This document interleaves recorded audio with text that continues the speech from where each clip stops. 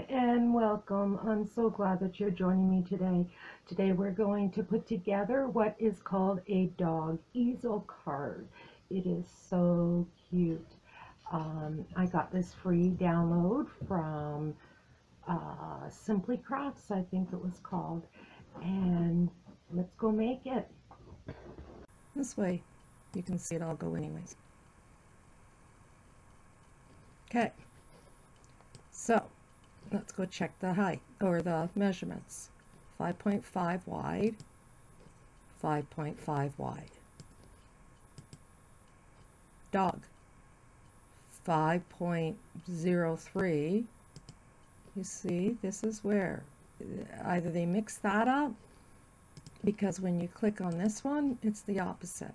So I'm just going to leave it just the way it is. And I've got colors already picked out that I'd like to use. So all we got to do is go to Make It and get everything ready to go.